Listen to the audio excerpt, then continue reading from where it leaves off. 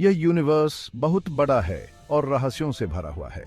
जब हम इसकी गहराइयों में जाते हैं तो हमें ऐसी चीजें दिखती हैं जो हमारी समझ से परे हैं।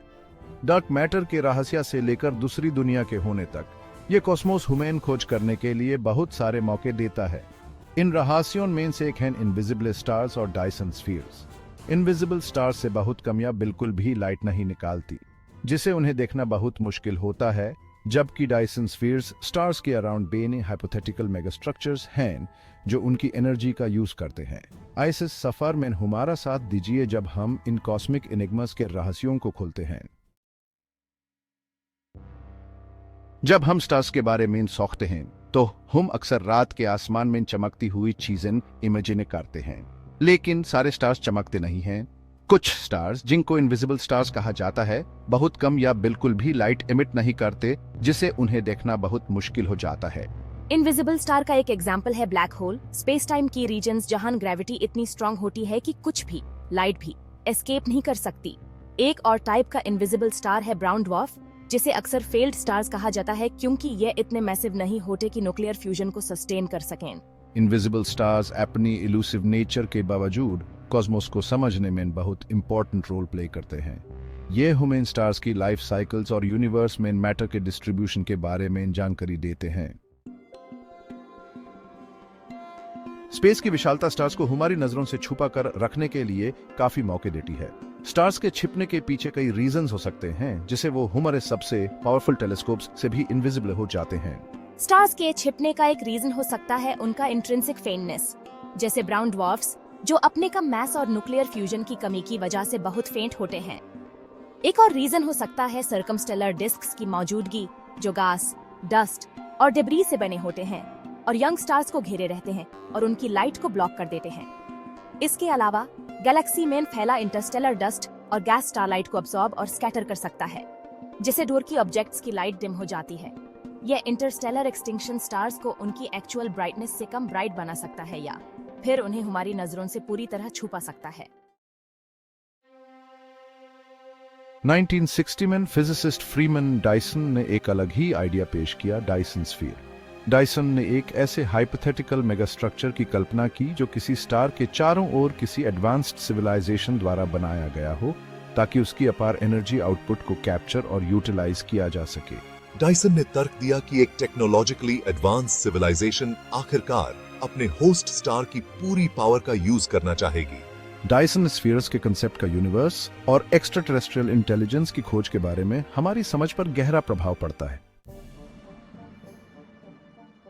Section 5 types of Dyson spheres from swarms to shells.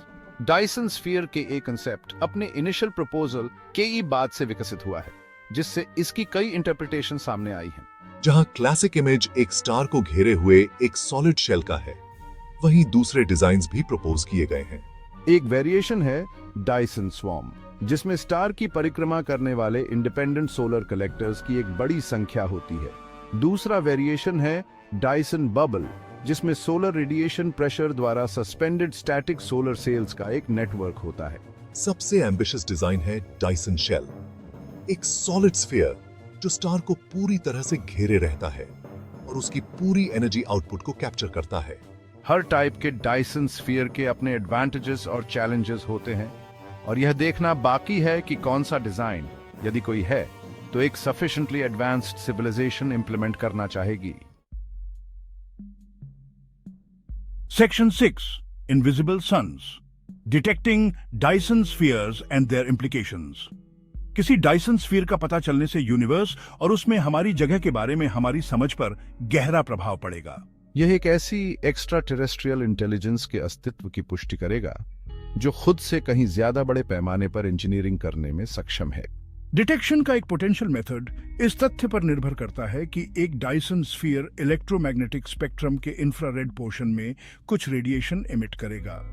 दूसरा तरीका किसी स्टार की ब्राइटनेस में अनयूजुअल डिप्स की तलाश करना है, जो किसी डायसन स्फीयर की मौजूदगी का संकेत दे सकता है। किसी डायसन स्फीयर का पता चलना एक बहुत बड़ी खोज होगी जो कॉस्मोस के बारे में हमारी समझ को बदल देगी। Section 7 Tabby's star, a curious case of stellar dimming. 2015 में एस्ट्रोनॉमर्स ने एक ऐसे स्टार की खोज की जो ब्राइटनेस में बेहद अनयूजुअल फ्लक्चुएशंस प्रदर्शित कर रहा था, जिससे डायसन स्फीयर के बारे में अटकलें लगने लगी। काइसी 84628552 या टैबी स्टार के रूप में जाना जाने वाला यह स्टार ब्राइटनेस में इरेगुलर डिप्स प्रदर्शित करता था, जो आमतौर पर प्लैनेट्स के कारण होने वाले डिप्स से कहीं अधिक सिग्निफिकेंट थे। ये डिप्स असामान्य रूप से डीप और अपीरियोडिक थे, जिसके कारण कई हाइपोथेसिस सामने आईं, जिनमें कॉमेट्स के स्वॉर्म से लेकर मैसिव डस्ट क्लाउड्स तक शामिल थे।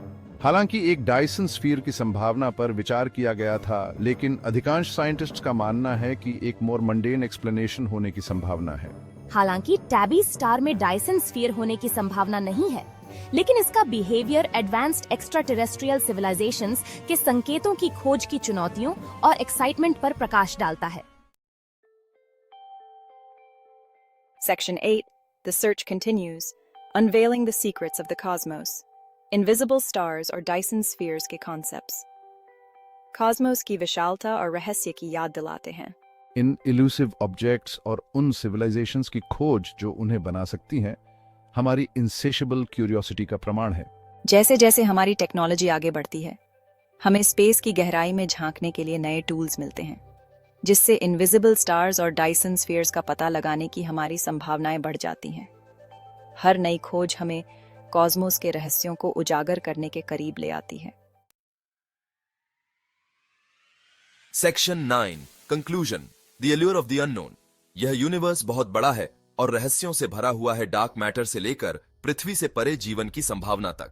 हालांकि हमें अभी तक इन कॉस्मिक वंडर्स का कोई निश्चित प्रमाण नहीं मिला है, लेकिन यह खोज खुद ह्यूमन क्यूरियोसिटी की शक्ति का प्रमाण है। अननोन का आकर्षण हमें एक्सप्लोर करने और उन सीमाओं को आगे बढ़ाने के लिए प्रेरित करता है। जैसे जैसे हम कॉस्मोस की अपनी एक्सप्लोरेशन जारी रखते हैं, नए वंडर्स और चैलेंजेस हमारा इंतजार कर रहे हैं। हर खोज यूनिवर्स और उसमें हमारी जगह के बारे में हमारी समझ को बढ़ाती है।